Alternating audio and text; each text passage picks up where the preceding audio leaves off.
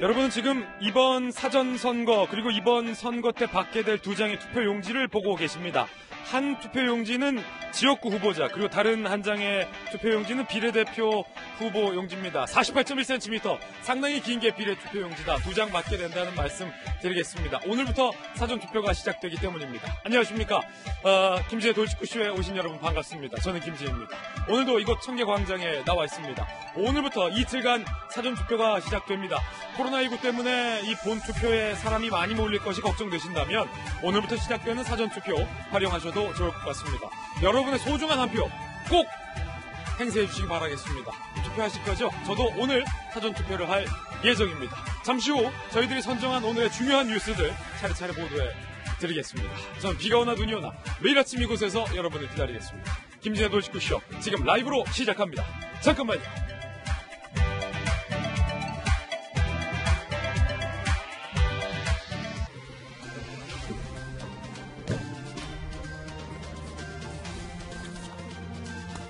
신문 읽어주는 남자입니다. 이해찬 대표가 이런 말을 했었죠. 미래통합당 쪽에서 정치 공작을 준비하는 것 같다. 그리고 김어준 씨도 앞서서 비슷한 말을 한 바 있습니다. 그런데 실제로 미래통합당에서 수많은 제보가 들어오고 있다. 특히 N번방과 관련해서 민주당과 관련된 수많은 제보가 들어오고 있다. 이번 주말에 공개가 될 수도 있다라고 얘기를 했습니다.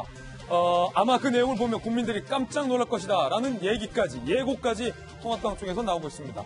선거 막바지 한 방이 될 수 있을까? 과연 미래통합당에 들어온 민주당과 N번방과 관련된 그 제보가 무엇일지 궁금해지는데요. 잠시 후에 이야기 나눠보겠습니다. 오늘 조간신문 함께 하시죠. 동아일보입니다. 못 찾겠습니다. 경제 살릴 공약. 선거 막바지입니다. 코로나 경제 위기 파도가 밀려오는데 민주당과 통합당 10대 공약에 해법이 없다. 여당은 투자 활성화 대신 기업 규제를 강화하겠다. 야당은 대안 없이 일자리 창출 구호만 외치고 있다. 동아일보가 오늘 냉철하게 분석을 했습니다. 다음 신문입니다. 이번에는 경향신문입니다. 포스트 코로나19 준비하는 첫발 사전투표입니다. 오늘 내일 사전투표 이틀간 시작됩니다. 감염병 여파로 사전투표율이 상당히 높을 것으로 예측이 되고 있습니다. 역대 사전투표율, 전체 투표율도 상승할 경향이 있다라고 전문가들은 이야기하고 있습니다. 이번 선거에 대한 관심이 아마도 상당히 높은 가운데 문재인 정권의 중간 평가 성격을 띠고 있는 이번 총선을 향해서 여당에서는 야당에 대한 심판이다 라는 얘기도 나오고 있습니다. 과잉 유권자들의 선택은. 다음 신문입니다. 이번엔 조선일보입니다. 고3, 중3 30%만 접속해도 서버가 마비됐다. 교사 실수로 영상이 끊기고 안 나오는 사례도 있었고 2배속으로 몰아본 뒤에 에이 덮고 학원 공부하자 라는 일도 있었습니다.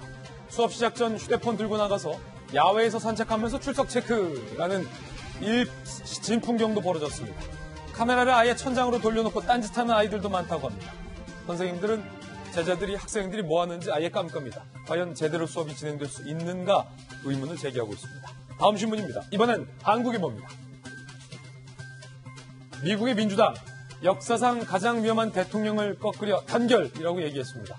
샌더스가 민주당 경선에서 중도 하차했죠. 분열 패배에 지난 악몽을 의식했다라는 분석도 나오고 있습니다. 바이든 측과 정책 간극은 여전하다. 트럼프 대통령은 샌더스 표는 4개라고 오히려 구애를 하고 있다고 합니다. 트럼프와 바이든의 지지율 추이도 함께 보고 계십니다.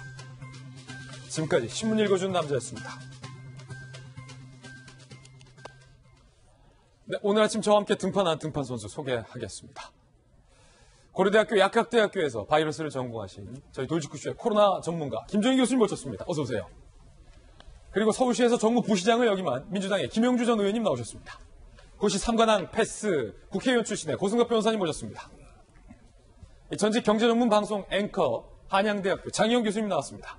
25년 국회 전문가 공감과 논쟁 장성철 소장님 나왔습니다. 모두들 어서 오세요. 네, 오늘의 키워드도 3개 준비했습니다. 하나씩 살펴보죠. 먼저 첫 번째 키워드는요. 사전투표. 사전투표는 시작됐는데 이 통합당 쪽에서 민주당이 정치공세다라고 얘기했던 부분에 대해서 공작이라고 얘기했던 부분에 대해서 내용 공개한다. 주말에 제보가 많다. 국민들이 이거 보고 판단하실 거다. 공작인지 아닌지는 그때 판단하면 된다. 라고 얘기했습니다. 깜짝 놀랄 것이다. 라는 얘기까지 했습니다. N번방과 관련해서 민주당 인사와 관련해서 통합당에 들어오고 있는 제보 내용이 과연 뭘까요? 주말쯤에 공개한다는데 그게 뭘까요? 선거 막바지 한 방일까요? 아닐까요? 이거를 미리 알고 정치 공작이다라는 이해찬 대표의 발언이 나온 것으로 분석도 되고 있습니다. 잠시 후 이야기 나눠보죠. 두 번째 키워드는요. 사퇴? 특히 여권 중에서도 특히 열린민주당에서 윤석열 총장이 휴가 간 걸 두고 휴가 돌아와서 사표 낼 거다라는 얘기를 흘리고 있다고 합니다. 왜 이렇게 열린민주당은 윤석열 총장을 사퇴시키지 못해서 난리인지 잠시 후에 이야기 나눠보겠습니다. 세 번째 키워드는요. 퇴임. 오늘 하플 3인방 준비되어 있는데 한국에 거주하고 있는 미국 대사가 퇴임한다라는 얘기도 나오고 있습니다. 뭔가 불만이 가득하다는 얘기도 나오고 있어요. 잠시 후에 이야기 짚어보겠습니다. 오늘의 톱뉴스로 김재 돌직구쇼 문을 열겠습니다.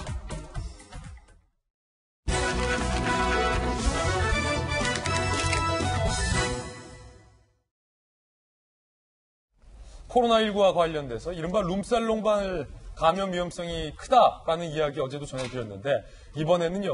이 젊은 층들을 중심으로 헌팅 포차라는 게 있다고 합니다.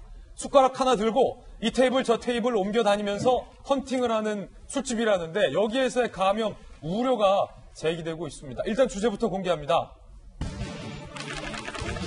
자, 혼란 속에 온라인 계약은 시작됐는데 지금과 같은 헌팅 포차 같은 이른바 유흥주점들의 성업이 여전하다. 상당히 걱정되는 상황입니다. 영업 정지 첫날이었는데 이거를 비웃듯이 성업을 한 업소들 만나보시죠. 유흥업소 영업 정지 첫날인 그제 서울 강남 홍대 인근에 이른바 헌팅 포차. 야, 헌팅 포차라는 게 있어요. 저희 때는 이런 거 없었는데 여전히 성업 중이다. 평일임에도 90% 이상 손님으로 가득 빽빽했다. 좌석 돌아다니면서 합석하고 음식물도 같이 먹고 비말 등 감염 전파 가능성이 크다. 술잔도 돌려먹고 뭐 그런다는 거예요. 헌팅 포차를 찾은 25살 조모 씨. 감염될까봐 숟가락과 젓가락 들고 합석하러 돌아다녔다. 아니 그럼 본인이 그 입에 넣었던 숟가락을 이 테이블 가서 오뎅탕 떠먹고 저 테이블 가서 알탕 먹고 하면 그거 안 되죠. 사회적 거리두기도 중요하지만 술도 못 마시게 하는 건 너무하지 않나. 헌팅 포차 줄 서고 있던 김모 씨 23살. PC방 등 놀 수 있는 곳이 다 문 닫았는데 헌팅 포차까지 문 닫으면 뭘 하라는 거냐. 헌팅 포차라는 곳이 굉장히 중요한 곳인가 봅니다. 선릉역과 역삼역 인근 유흥업소 전단지도 여전히 배포 중이었다. 선릉역 인근의 한 건물 관리는 건물 주차장 인근에서 남자들 여러 명이 서성이고 있으면 5분에서 10분 만에 승합차가 와서 남성들을 싣고 가기를 하룻밤 동안 여러 번 반복한다. 몰래 손님들을 실어 나르는 업소들이 비밀리에 유흥업소들이 있다는 거죠. 일단은 헌팅 포차 이게 뭔지 잘 몰라서 장영 교수님 뭡니까? 헌팅 포차라는 것을 김지은 앵커도 모르는 걸 제가 뭐 알만한 나이는 아니죠, 그렇죠? 예, 사실은 취재를 좀 하셨죠. 사실 술도 안 마시고 이래서 이 관련된 건 당연히 저는 저쪽에 계신 분들 중에 한 분에게 질문이 갈 줄 알았어요. 근데 저분들에게 질문을 드렸어도 모를 만한 완전 신세계더라고요. 요즘에 아이들이 가는 헌팅 포차라는 것을 예. 그러니까 헌팅이라는 단어를 쓰는 건 보면 뭐 남녀가 같이 즉석에서 어떤 만남을 가지고 거기서 친분을 쌓고 같이 뭐 술을 마시거나 음식을 마시건 어쨌든 그런 것들은 연상을 하실 건데 헌팅을 하기 위한 포차입니까? 맞아요. 맞는데, 그러니까 그 의미예요. 근데 물론 꼭 헌팅을 하는 건 아니고, 우리 집끼리 가서 우리끼리 뭐 있을 수도 있죠. 그 상대방이 예를 들어 같이 합석을 하자라고 제안이 왔을 때 거절을 하면 되는 건데. 합석을 한 시스템이다. 시스템을 보니까 굉장히 젊은 아이들이 좋아할 만한, 그러니까 무슨 게임하듯이 되어 있더라고요. 들어가서 일단 테이블이 있는데, 뭐 다 똑같지는 않겠습니다만, 저도 지금 일부러 공부를 했는데, 그러니까 미팅이나 헌팅이나 이렇게 여럿이 남녀가 만나는 거다 보니까 기본적으로 뭐 칸막이 같은 게 살짝씩 있는 곳들도 있고요. 오픈은 되어 있지만, 주문이나 이런 모든 걸 갖다 그 태블릿으로 하다 보니까 어쩌면 일각에서는 그러네. 종업원 만나서 주문하는 게 아니니까 감염 우려는 떨어질 수 있겠네라고 생각할 수 있겠습니다만 주문 내역이나 이런 것들을 가지고 상대방 다른 테이블에서 뭘 주문하는지 다른 테이블에 뭐 이성이 몇 명이 있는지 이런 것들을 서로 확인을 하면서 채팅을 할 수가 있더라고요. 다른 테이블. 내가 1번 테이블에 왔는데 5번 테이블에 남성 손님 몇 명이 있는데 뭐 서로 이렇게 채팅이 왔다 갔다 할 수 있는 거예요. 합석할래? 채팅이 괜찮으면 음식이나 주문, 술이나 이런 걸 선물로 보낼 수도 있고요. 예.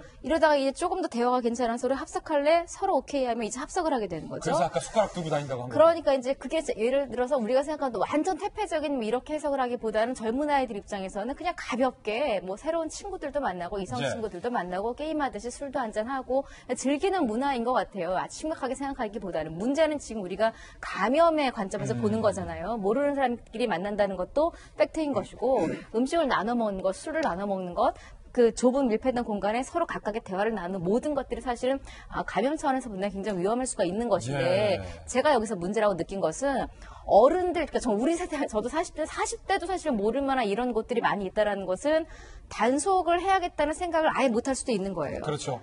기성세대들 입장에서는 우리가 클럽을 가거나 유흥주점 같은 데는 단속을 다녀보셨잖아요. 예. 근데 이런 곳이 있다라는, 이런 곳을 꼭 가봐야겠다는 생각을 할 수 있는 기성세대들이 많지 않다라는 것도 문제일 것 같고, 지금 이렇게 하나하나 드러나고 있는 게 어쩌면 코로나 덕분일 수도 있겠습니다만, 지금은 굉장히 주의해야 될 여러 곳들이 굉장히 많이 있다라는 경각심을 전 좀 갖게 됐습니다. 그러니까 우리 장희영 교수님께서 시청자분들에게 설명을 해드리기 위해서 일부러 헌팅 포차라는 것에 대해서 좀 조사를 해오신 거예요.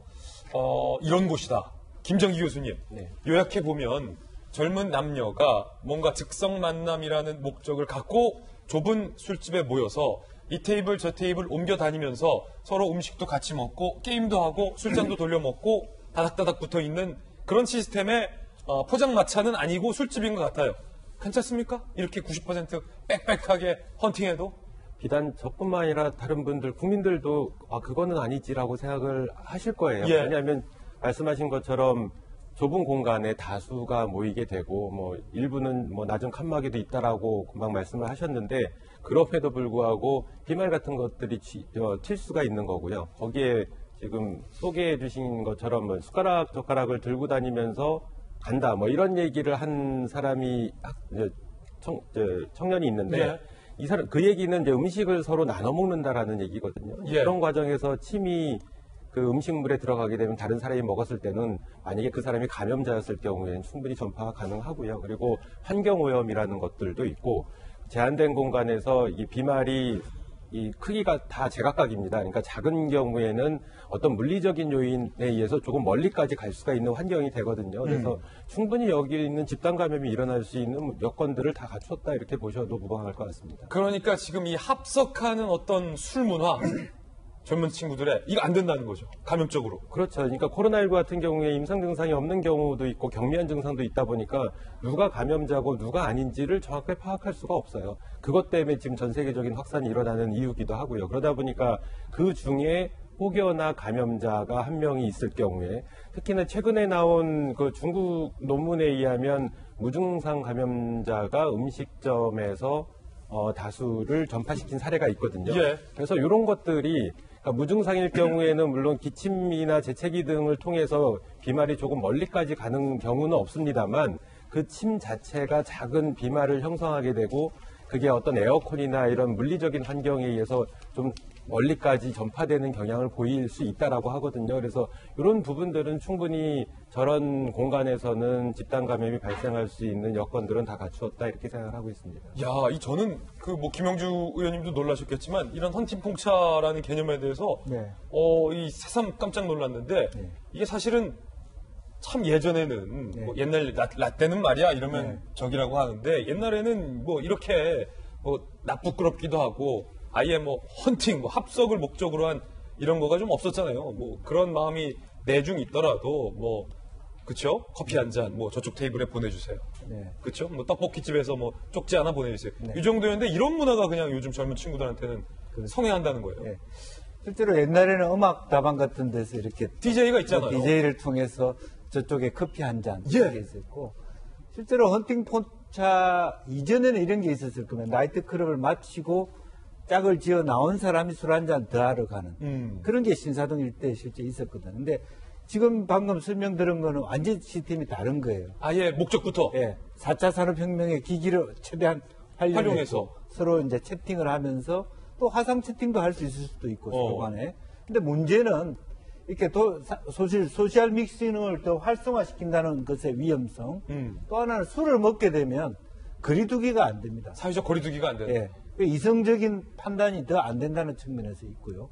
이제 그런 의미에서 굉장히 위험하다. 것이고 더군다나 어디로부터 누가 전파했는지를 알 수가 없다라고 합니다. 왜냐면 뭐 이 테이블 합석, 저 테이블 합석 네. 왔다 갔다 하니까. 네네. 그래서 그런 부분이고 아까 그런 지적이 있었습니다만 일반 공무원들이 봤을 때는 일반 포차와 뭐 저런 포차가 어떻게 다른지를 안 들어가 본 이상 모르고 어른들은 몰라요. 예, 그렇기 때문에 그것이 예. 처음에는 아예 단속 대상도 아니었던 거거든요. 예. 대형 뭐 나이트클럽 이런 데는 단속했으나 말하자면 현재 지금 얘기하는 헌팅 포차는 아예 단속 선상에도 없었던 곳입니다. 이제 그런 부분을 다시 한번 좀 더 헤아려 주셔서 젊은이들의 문화의 변화와 상업적 변화들을 조금 더 깊이 들여다볼 필요가 있을 것 같아요. 권수덕 변호사님. 네. 이제 지금 이제 문제된 룸사롱 때문에 유흥업소 단속은 지금 이제 강화가 됐는데. 그렇죠. 헌팅포차는 유흥업소로 분류가 되지 않고요. 일반 음식점이에요. 아, 그래요? 유흥음식점이라 그러면 홀에서 춤을 춘다거나 여정호분이 와서 술을 따른다거나 예. 또는 룸으로 그 칸막이가 돼가지고 룸 안에서 노래 부르는 이게 이제 유흥업소인데 헌팅포차는 오픈된 데서 사람들이 왔다 갔다 하면서 이제 부킹을 하고 예. 여자 종업원이 뭐 옆에 앉거나 이런 구조도 아니고 예. 홀에서 춤추는 구조가 아니기 때문에 일반 음식점이거든요. 아, 이게 그러니까 사각지대네요. 네, 사각지대. 그래서 어허. 결국은 단속을 하실 때 유흥업소냐 일반 음식점이냐 이렇게 단속하지 마시고 사람들이 밀집해가지고 사회적 이격거리가 지켜지는지 아닌지 이걸 기준으로 단속을 해주셨으면 좋겠습니다. 예. 굉장히 중요한 부분을 지적해 주셨어요. 유흥업소로 분류가 안 된다. 헌팅포차 같은 경우는. 그런데 더군다나 예. 여기서는 지금 일정 부분 외모를 서로 보는 그런 구조일 걸로 생각이 되거든요. 그러니까 예. 마스크를 안 쓴 가능성이 굉장히 높다. 서로 간에. 합석이 되려면 내 얼굴을 드러내야 되니까 네. 마스크를 안 쓰고 네네. 합석하고 그러니까 그런 것들이 실제로 이제 밥도 먹고 술도 먹고. 그쵸, 마스크를 안 안 썼기 쓰죠. 때문에 비말이 더 쉽게 전파될 수 있는 환경이 될 수 있다 이렇게 봅니다. 예. 실제로 게임을 하면 훨씬 더 그런 가능성이 높아지죠. 술자리 게임도 젊은 친구들 많이 하잖아요. 많이 하니까. 숫자도 합석을 섞이고. 해서 서로 뭐 처음에 아이스 브레이킹 비슷하게 예. 게임을 하다 보면 뭐 남의 술도 받아 먹게 되고 하는 그런 가능성이 굉장히 위험도가 높아진다고 봐야 되겠죠. 그렇습니다. 관악구 유흥업소 직원들도 저희가 한번 인터뷰를 해봤습니다. 아, 단속에 상관없다라는 반응까지 보였습니다. 한번 들어보시죠. 영업하세요? 뭐 가족 세개나 건 그러니까 이제 형님 이제 들어오시면은 저희 이제 분을 잡으죠. 아니 어차피 저희가 받으면 여튼 너무 받고 끄고 가방 끄고 한번 내리고 해야 돼. 그래서 상관없고 그냥 방문이 그냥 말아요. 지금 기자가 손님인 척 가장하고 이른바 룸이 있는 유흥업소에 영업하냐 가도 되냐라고 하니까 그 남성 직원이 아 형님 혼자 오셨냐고 형님 오시면 우리 뭐 문 닫고 간판 끄고 하면 된다 단속 상관 안 한다 라는 게 일부 유흥업소들 특히 룸살롱 등에서 여전히 이렇다는 거예요. 어떻게 보셨습니까? 김영주 의원님. 기본적으로 현재 어제도 그런 얘기를 했는지 모르겠습니다만은 이 처벌 기준이 낮아요. 저 사람들이 검거를 하고 혹은 벌금을 때리더라도 2천만 원 정도는 저 용업소 같은 경우는 우습게 생각하는 부분이고요. 그냥 간판 끄고 하면 된다. 예. 커터 내리면 된다. 용업소의 기준은 건물이 아닙니다. 그래요? 실제로 마담 기준으로 가기 때문에 언제든지 그렇군요. 사실 2년, 3년으로 계속 돌아다니면서 하는 용업소입니다. 그렇기 때문에 어. 저 건물에 말하자면 무슨 영업 정지가 무서워할 바가 아니에요. 딴 건물 가서 하면 된다. 네. 그리고 지금 얘기 나오는 것은 뭐냐 하면 유흥업소로 등록되지 않은 업소들이 많다는 거예요. 오피스텔을 가정해 놓고 일반 음식점 등록시켜 놓고 저렇게 차를 데리고 가서 한다라고 하는 것은 그 목적은 뭐냐 하면 한편으로 보면 세금 안 내려고 탈세의 문제거든요. 예. 세원 포장만 안 되면 된다는 부분이고 그만큼 폭리를 취한다는 측면이 있기 때문에 이러한 부분에 대해서는 좀 더 면밀하게 말하면 국세청하고 일선 단체하고 자치단체하고 중앙정부하고 같이 연구를 해야 될 부분이 있습니다. 예. 그러니까 서울시 같은 경우에서는 지금 유흥업소가 한 4,700여 곳 된답니다. 4,700여 곳의 예. 유흥업소. 그곳에 이제 서울시에서는 좀 이런 지침을 내렸어요. 자, 저기 좀 손님들 받으면 2m 이상 좀 떨어뜨리고 마스크 쓰고 그리고 뭐 이제 발열 체크하고 이런 식의 지침을 내렸는데 그거를 위반했는지 안 위반했는지를 알려면 4,700여 곳의 유흥업소에 공무원들이 다 가서 확인해야 돼요. 예. 그걸 어떻게 확인하겠습니까? 그리고 한 번 가서 확인하는 게 아니라 거기 가서 계속 지켜봐야 돼요. 아, 2m 이상 떨어져서 술을 먹는구나 이런 것들을. 그러니까 현실적으로 자발적인 협조를 하지 않으면 이 부분은 해결될 수가 없습니다. 지금 감염법 예방법 49조에 의하면은요, 지방자치단체장이 영업 정지를 내릴 수가 있어요. 근데 그것은 생계가 달린 문제이기 때문에 상당히 이걸 강제적으로 영업 정지하기는 어려운 부분입니다. 그러니까 자발적인 협조를 꼭 해주셨으면 좋겠다라는 생각이 듭니다. 예. 사실상 서울시내 유흥업소는 일단은 영업을 할 수가 없게 된 사실상 그런 조치가 내려졌는데도 여전히 단속을 비웃는 유흥업소들이 많다라는 부분 저희가 직접 취재해서 보도해드리고 있고, 특히나 이 헌팅 포차 앞서서 아예 유흥주점으로 분류가 되지 않고 있기 때문에 단속의 사각지대지만 감염 위험성은 높다라는 부분 여러분들이 지적을 해주셨습니다. 근데 여기서 예, 교수님. 지금 서울 위주로 해서 단속이 주로 집중적으로 맞아요. 진행이 되는 것 같은데, 그러니까 지자체 뉴스 같은 경우에는 겉으로 메인으로 드러나지 않기 때문에 이렇게 보도 내용들을 보면 각 지자체별로도 실제로 단속을 하고 있는 것 같아요. 네. 근데 마찬가지로 이제 처음 방문을 했을 때는 불이 꺼져 있다가 다시 한 30분 정도 후에 다시 가게 되면 다시 불이 켜져 있다. 뭐 이런 것들이 있거든요. 그러니까 비단 서울만 단속을 하면 그럼 나머지 수도권 그리고 기타 다른 지자체들은 상황은 어떠냐, 이런 것들은 한번 우리 보건당국이나 행정당국에서 좀 고민을 해봐야 될 것 같습니다. 맞습니다. 일산 나이트클럽으로 가면 된다라는 한 서울시 유흥을 즐기는 사람들의 인터뷰도 오늘 조간신문에 나온 바 있습니다. 그런데 실제로 우려했던 게 나왔어요. 칵테일바에서 감염자가 5명이나 나왔습니다. 칵테일바. 서초구 설해마을의 한 칵테일바. 업주 부부와 종업원 1명, 손님 1명, 손님 접촉자 1명까지 줄줄이 5명이 확진됐습니다. 이게 이래서 걱정되는 겁니다. 보세요. 업주 A씨가 7일 확진됐고요. 승무원인 부인 B씨에게서 감염된 걸로 추정되고 있어요. 그런데 이 업주 부부가 감염되니까 가게 종업원까지 당연히 감염되겠죠. C씨가 확진됐습니다. 그런데 이 종업원은 동작구 PC방을 5차례나 방문을 했고 이용자 193명을 포함한 200명과 접촉을 했습니다. 이 종업원과 접촉한 손님 D씨도 확진됐어요. 마스크 착용 안 하고 칵테일바에 갔죠. 당연하죠. 칵테일 마시려면 마스크 쓰고 마십니까? 벗고 마셔야죠. 그리고 칵테일바라는 특징상 모든 칵테일바가 다 그런 건 아닙니다만 어떤 여성 종업원이 만들어주는 칵테일바, 그리고 그 칵테일바 테이블도 굉장히 좁아요. 얼굴을 가까이 대고서 대화를 많이 나눈다는 거죠. 칵테일을 만들어준 여성 종업원과 손님, 남성 손님이 칵테일을 마시면서 자연스럽게 여러 가지 대화를 하고 그 가운데서 비말이 오고 갔을 가능성도 상당히 큰 상황이죠. 그런데 이 확진된 손님 같은 경우는 노량진의 한 대형 공무원 학원을 다니는 것으로 확인이 됐습니다. 추가 감염의 가능성까지, 그 공무원 학원의 다른 원생들까지 감염의 가능성까지 나오고 있는 그런 상황이다라고 볼 수가 있습니다. 김영주 의원님, 네. 이 칵테일바에서 감염이 5명이나 나왔다. 네. 실제적으로 뭐 칵테일바 자체가 굉장히 큰 데는 아니지 않습니까? 좀 오밀조밀하게 어떻게 보면 이제 뭐 1명, 2명씩 하는 곳이고요. 또 그런 부분이기 때문에 실제적으로 사회적 거리두기가 원천적으로 불가능하다. 칵테일바라는 게. 장소일 수도 있어요. 다만 이제 뭐 저런 바의 기준으로 보면 사실은 마주보고 앉는 것은 적기 때문에 이제 그런 부분은 비말의 전도 가능성은 적다 하더라도 그럼에도 불구하고 저 작은 바들은 주인하고의 그 접근성이 굉장히 가깝습니다. 맞아요.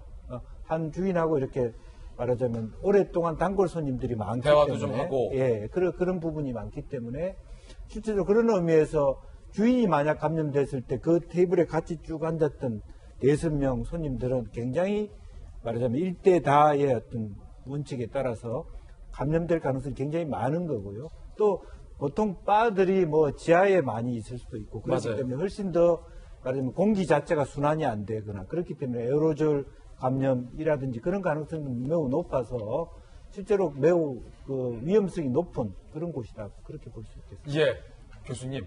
네. 룸살롱 얘기, 헌팅 포차 얘기, 어찌하다 보니까 이게 흘러 어떤 유흥주점의 종류별로 지금 다 얘기를 하고 있는데 실제로 단속의 사각지대에 있는 곳에서 이런 위험성이 도사리고 있고 칵테일바 같은 곳은 저희들도 미처 생각지 못했는데 실제 확진 사례가 나왔잖아요.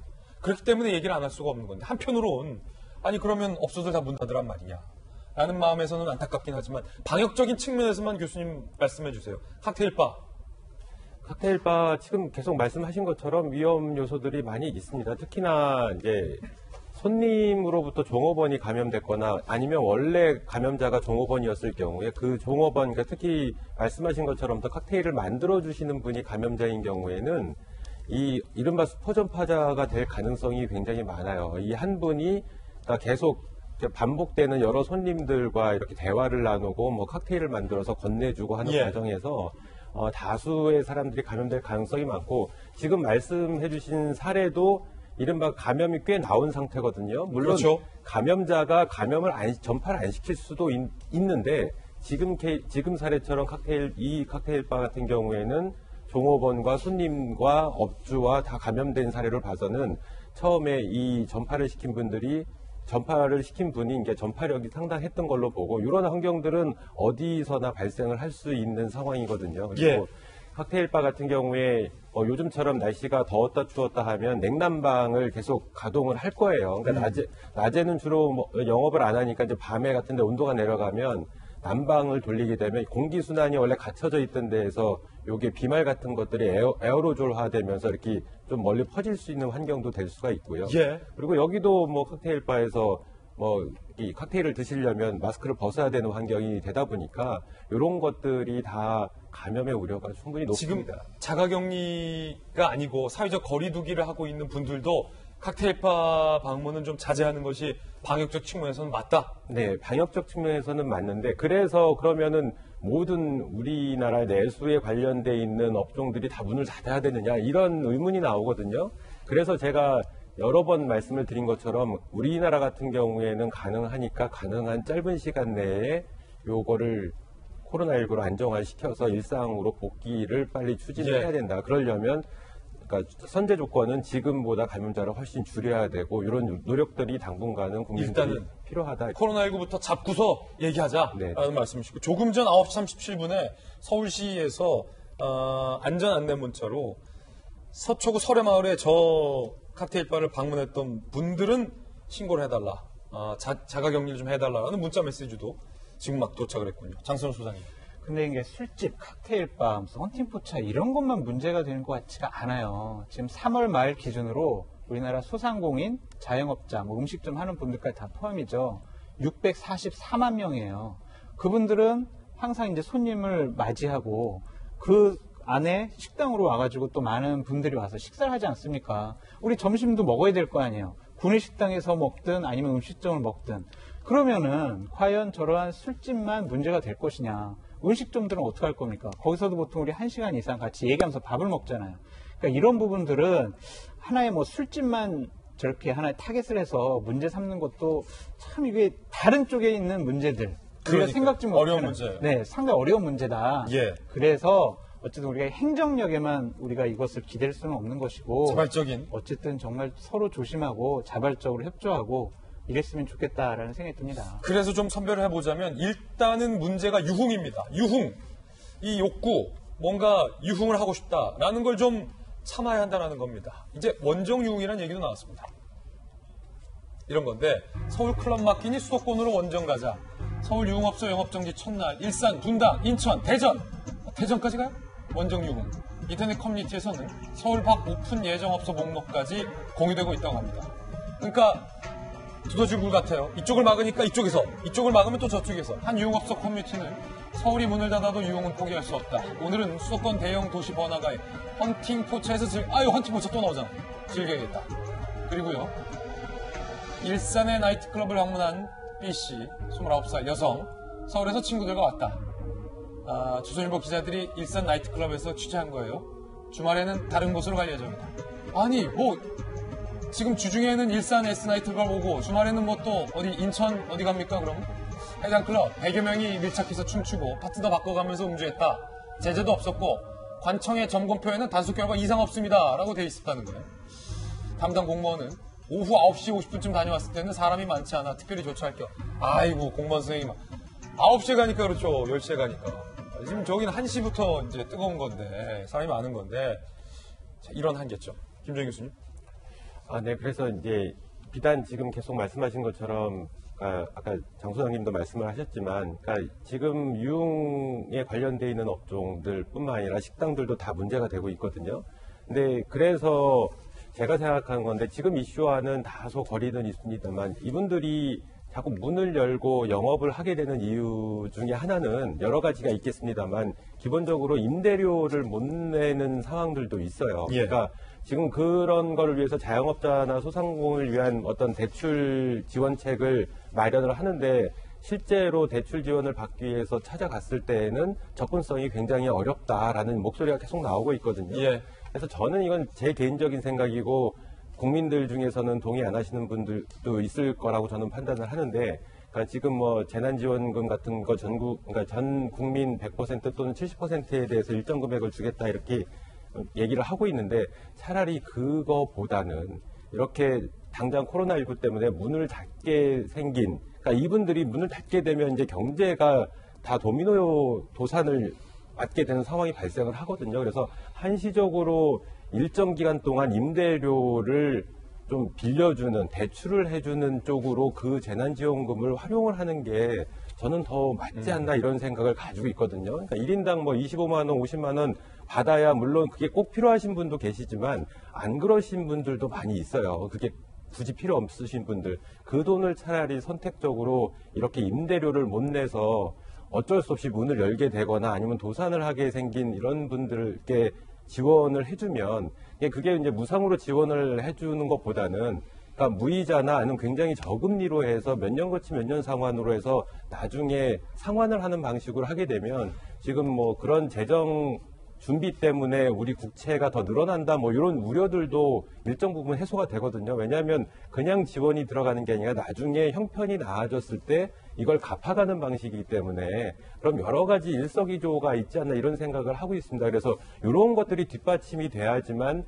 지금 계속 나오고 있는 유흥주점이라든가 아니면은 식당이라든가 기타 다른 자영업자들이 살아나갈 수 있는, 왜냐하면 이게 일종의 숨을 헐떡헐떡 할 때 이제 산소호흡기를 주게 되면 생명을 연장시킬 수가 있거든요. 근데 딱 이 시기만 도와주게 되면 이런 문제들이 어느 정도는 해결될 수 있지 않을까 이런 생각을 해봅니다. 오늘 이 조선일보 기사 제목이 서울 클럽 문 닫으니 일산 가서 흔들고 오냅니다. 지금 흔들고 싶어도 좀 참아야 된다는 말씀을 다시 한번 드리고, 온라인 계약이 시작됐는데 여러 가지 불만, 돌멘 목소리가 많습니다. 1시간 넘게 먹통인데 무슨 이게 강의냐라는 얘기도 있고, 87만 명 온라인 계약했는데 300만 명 동시 접속 서버 용량을 증설했다라는 교육부의 호언장담이 무색하게 EBS 온라인 클래스는 75분간 접속 오류가 떴습니다. 그리고 서울의 한 고교생은 EBS 틀어주는 게 무슨 계약이냐, 이럴 거면 그냥 집에서 EBS 보지, 앞으로 영생 재생해놓고 자거나 일타 강사 인강 들을 거다, 정신오리는 친구들은 이런 수업 시간 낭비라 틀어놓고 딴 공부한다 라고 말했고요. 고3들이 얘기해요. 학부모가 이은혜 장관이 아무도 가보지 않은 길이라고 얘기했잖아요. 아무도 가보지 않은 길, 어떤 학부모 학생이 스스로 그 대상자가 되고 싶겠냐. 사소한 준비 부족에도 머리 숙여야 할 당국자들의 상황 인식이 너무 아니해서 답답하다라고 얘기했습니다. 장현 교수님. 대한민국 국민들이 굉장히 정이 많고 따뜻하죠. 그 부분에 대해서, 그 부분이 저는 이렇게 이용당하는 것 같은 느낌이 들 때 좀 화가 나요. 왜냐하면 전 아까 자막 나온 그 당사자들, 학부모들의 마음 두 번째가 전 정답이라고 생각을 하거든요. 지금은 그러니까 본인들이 잘한다 할 때가 아니라 잘하고 있더라도 불만의 목소리가 나오면 죄송합니다 하고 해도 우리 국민들은 다 이해를 하면서 그래도 피해를 감수할 만한 분들이에요. 근데 지금 이렇게 그러니까 저는 엉망이라는 표현을 감히 쓰겠습니다. 왜냐하면 해외에서도 여러저런, 지금 우리나라 문제가 아니잖아요. 이제는 비교할 수 있는 대상들이 많이 생기고 있거든요. 그러다 보면 성공적으로 이런 학사 일정을 하고 있는 나라들도 좀 예가 나오고 있는 상황이고, 그냥 무기한 연장을 하고 있는 것도 사실은 대안일 수도 있어요. 근데 여러 가지 지금 우리나라의 교육 시스템상 어쩔 수 없이 계약을 해야 됐었다면 그럼 거기에 대한 대비가 또 있었어야 되는데 왜 맞춤형 대비가 미비했을까. 그리고 지금 가보지 않은 길이기 때문에 이거 알아요. 하지만 교육과 저는 당장 먹어야 되는 밥하고는 다르다고 생각하거든요. 밥 같은 경우는 우리가 기본적으로 지식으로 알고 있죠. 단백질, 비타민, 탄수화물, 지방 골고루 먹어야 되지만 급할 때는 밥만이라도 일단 먹어야 돼요. 이게 왜 안 먹으면 사람이 죽으니까요. 근데 교육은 그렇게 급하게 갔다가는 완전히 다른 방향으로 갈 수 있는, 정말 이거는 단기적인 게 아니라 장기적인 거거든요. 그래서 지금 당장 밥 한 숟가락을 안 먹어도 괜찮은 거라면 교육 같은 부분은 정말 우리가 고민을 해야 되는 부분인데, 단지 대학 입시 때문에 뭐 이런 것들은 사실은 근본적인 교육에 대한 취지와는 완전히 다른, 오히려 본질과 다른 걸 수도 있어요. 게다가 지금 저는 사실 되게 안타까웠던 게 체육 수업을 하는데 뭘 가르쳐줘야 되는데 애들이 앞에 없으니까 선생님이 직접 카메라 앞에서 동작을 해요. 자, 너희들 집에서 각각해보고 너희들이 한 걸 영상으로 찍어서 나한테 보내. 자, 이거 생각해보세요. 선생님이 다 그 일일이 체크해야 되고, 또 아이들이 틀렸어. 20명이. 그거 어떻게 체크해 줄 것이며, 또 아이들이 질문을 해요. 이거 어떻게 올려요? 뭐 안 올라가요? 어쩌고. 지금 대응할 수 있는 게 단순한 지금 일방적인 수업의 문제가 아니라 여러 가지가 상황이 많아요. 저는 그리고 또 한 가지는, 그래요. 이게 처음 가는 길이라 지금 문제점이 있어요. 그럼 이게 잘못됐을 경우에, 그럼 2안, 3안 사안이 준비가 되어 있는 저는 거기다 지금 의문이 있어요. 항상 이상하게 지금 우리 대한민국에서 내놓는 시스템들은 이거 한번 해봐. 아니면 자꾸 그 다음에 뭐 하지? 전 이게 너무 몇 달간 보고 있다 보니까 제가 지금 불안해요. 뭐가 나오면 자, 이거 혹시 안 됐을 때 그 다음 대안이 있을까? 우리 또 기다려야 되는 것 아니야? 전 이 분위기만 좀 잡아주셔도 좀 더디 가도 국민들이 이해를 할 것 같거든요. 찬찬히 준비해서 천천히 가자. 그렇게 지금 너무 천천히 가는 것도 잘만 하면 이렇게 천천히 갈 필요도 없다는 생각이 드는데 알겠습니다. 눈치 보지 말고 그러니까 남 눈치 보지 말고 예. 본인들이 할 일을 좀 하면 전 조금 더 대안이 쉽게 나오지 않을까 하는 생각이 좀 들었어요. 보면서. 코로나19와 관련된 여러 가지 뉴스들 전해드렸습니다. 김정희 교수님은 여기서 인사드리겠습니다. 감사합니다. 네, 이번엔 저희가 준비한 두 번째 이슈를 소개합니다. 바로 이겁니다. 윤석열 선을 넘었다. 이른바 정치권, 특히 여권에서 윤석열 총장 흔들기의 움직임이 나오고 있다라고 야당에서는 주장을 하고 있습니다. 어떤 흔들기 움직임일까요? 하나씩 보겠습니다. 먼저 시작은 포문은 열린민주당에서 열었습니다. 열린민주당은 이른바 범여권 비례정당으로 분류가 되고 열린민주당은 청와대의 적자라고 주장하고 있는 정치 세력입니다. 열린민주당 이번엔 윤석열 자진사퇴설. 이거 뭐 확인된 겁니까? 예. 윤석열 검찰총장은 일단 지난 8일에서 9일까지 병원 진료차 휴가를 낸 상태인데 그 틈을 타서 황희석 열린민주당 비례대표 후보가 윤 총장이 총선을 앞두고 며칠씩 자리 비웠다. 야 봐라, 윤 총장 저 자리 비우지 않았냐. 총선을 앞두고 현 정부와 함께 갈 수 없다며 휴가 복귀 날 사표 던지는 그림을 그리는 게 아닐까 하는 예감이 든다라고 SNS에 올렸는데 대한민국 국회의원 후보자의 예감이 과연 적절한가에 대한 논란이 일고 있습니다. 사실 확인이 전혀 안 됐다는 거죠. 또 최강욱 열린민주당 비례대표 후보는요, 이런 주장까지 합니다. 급기야, 야, 한 가족을 파괴했으니 검찰총장 가족에게 의혹이 있으면 스스로 어떻게 하나 두고 보자. 이게 한 가족을 파괴했다라는 거에 과연 동의할 수 있을까, 국민들이. 검찰 출신, 그래서 모셨습니다. 돌직구쇼 젠틀맨 김광선 변호사님. 일단 이 두 분의 주장부터 한번 어떻게 생각하시는지 보세요. 1. 윤 총장이 지금 휴가 간 게 골반염 때문에, 병원 치료 때문에 휴가를 간 걸로 그게 팩트인데, 황희석 법무부 장관은 총선이 이걸 두 가지를 전제하고 있는 거예요. 총선은 열린민주당과 민주당이 승리할 것이다. 그렇기 때문에 윤 총장이 현 정부와 함께 갈 수 없다며 복귀하는 날 사표를 던질 거다라고 주장을 했고, 일단 이거부터, 이 주장부터 동의하십니까? 아니, 전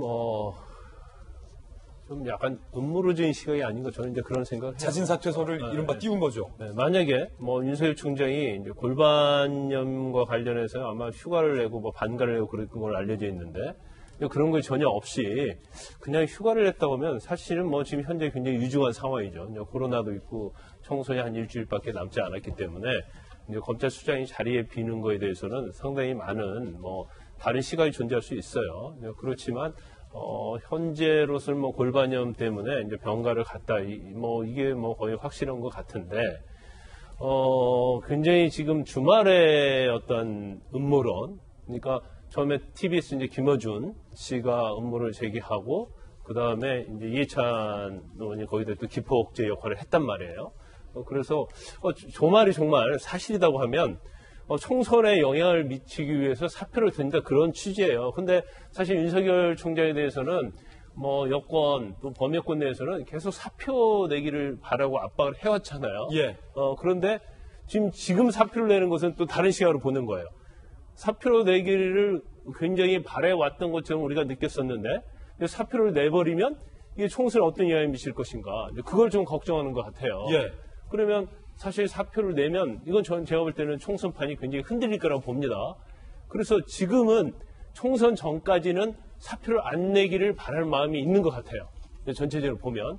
그렇지만 이제 저런 식으로 만에 하나도 사표를 낼 걸 대비해서 저렇게 얘기할 수도 있고, 근데 또 하나는 결과적으로 지금 보면 이제 조국과 윤석열이 어떤 대립각으로 자꾸 총선이 가고 있는데, 그렇게 가게 된 시발점은 결국 열린민주당에서 시작을 했다고 보거든요. 그럼 결국 이렇게 대립각으로 가면 표에 있어서 도움이 될 수 있는 것은 열린민주당이다. 제가 볼 때는 가장 혜택을 받을 수 있는 것은 열린민주당이라고 봐요. 왜냐면 진보층 내에서 예. 조국에 대해서 굉장히 옹호하시는 분들이 굉장히 많거든요. 그분들이 더불어시민당보다는 열린민주당에 표를 줄 가능성이 크기 때문에 저런 계속적으로 저희 음모가 될 수도 있고 사실이 될 수도 있지만 저런 것들이 계속 점화되는 것 자체는 결국 열린민주당에는 전국적으로 득표에서는 도움이 된다. 이제 그런 생각을 하고 있는 것 같아요. 그리고 최강욱 후보 같은 경우는 조국 전 가족의 일가 수사와 관련돼서 한 가족을 파괴했다라고 또 주장을 하고 있습니다. 비혐의가 있어서 수사를 하는 것에 대해서 한 가족을 파괴했다라고 주장을 하고, 황희석 후보 같은 경우는 총장이 휴가 간 걸 보고 적어봐라. 사표 내려고 휴가 낸 거다라는 이른바 음모론적인 주장까지 지금 하고 있는 건데, 네. 이 같은 일련의 행동들, 그 목적, 어떻게 분석하십니까? 고승덕 변호사님. 사실 그 사퇴설이 나온다 그러면 윤 총장의 측근에서 나왔다 그러면 뭐 혹시나 그런가 하고 귀를 기울일 수가 있는데, 이건 그게 아니고 그 윤 총장을 공격하고 오히려 기소당한 또는 이제 그 대척점에 있는 그쪽에서 나오기 때문에 네. 어떻게 보면 희망사항이죠. 그런데 왜 그럼 사퇴설이 나오는가를 조금 더 들여다보게 되면, 물론 이제 정치 이슈도 있지만 최근에 그 조국 부부가 이제 나란히 이제 법정에 이제 서게 되고 이제 기소된 이후에 재판 진행이 이제 시작입니다. 그러니까 그 반대쪽에 있는 다시 말하면 피고인 입장에서 이렇게 들여다보게 되면, 수사도 지긋지긋했는데 이제 재판에서 유력한 증거들을 계속 던지고 있는 거예요. 며칠 전에도 나온 거 보게 되면 이렇게 녹취록이 나와가지고 이제 증거 인멸했다든가 뭐 표창장 위조의 어떤 심증을 주는 이런 증거들이 이제 나오기 시작하는 거거든요. 그러니까 조국 쪽에서 보게 되면 앞으로 이제 기소도 기소지만 재판 진행에 있어서 이렇게 세게 어떤 공소가 유지가 되게 되면 견딜 수가 없다고 제가 느낄 것 같아요. 그렇기 때문에 제발 좀 이제 좀 나갔으면 좋겠다 하는 것을 이제 이런 식으로 하는 것 같고요. 특히 보게 되면 조국 가족을 파괴했으니까 검찰총장 가족에게 의혹이 있으면 어떻게 되느냐. 어제도 우리가 프로에서 이야기했지만 윤 총장 부인이 관련됐다고 하는 주가 조작 사건은 주가 조작 자체가 없는 걸로 결론이 났고, 그 내사 종결 보고서에도 보면은 윤 총장 부인이 돈을 줬다고 하는 그 전의 보도는 사실이 아니고 그 도이치 모터스 회장이 돈 줬다. 그러니까 완전히 주어가 틀렸던 거예요. 근데 이걸 가지고서 의혹이라고 해놓고서는 지금 사태로 몰고 가는 거, 이게 저는 오히려 이 정치적인 공작이라고 생각하고, 만약에 선거가 끝난 경우에는 이분들이 빠찌를 달고 정말 면책특권 가지고 떠들기 시작하면 나라는 좀 시끄럽겠다, 이런 예상은 좀 됩니다. 왜냐하면 당선이 된다면 국회의원들에게는 면책특권이 주어지니까 네, 더 세게 떠들겠죠. 검찰도 함부로 수사하기가 좀 주저가 될 것 같다라는 상황까지 지금 전망이 되고 있는데, 그렇다면 윤 총장의 자진사퇴설과 관련돼서 검찰 측과 정치권에서 어떤 얘기가 나오고 있을까요? 대검 관계자는 총장은 골반 염증 치료 위해 휴가를 낸 건데 휴대전화로 업무 보고받고 지시 내리고 있다라고 굉장히 컴팩트하게 입장을 냈습니다.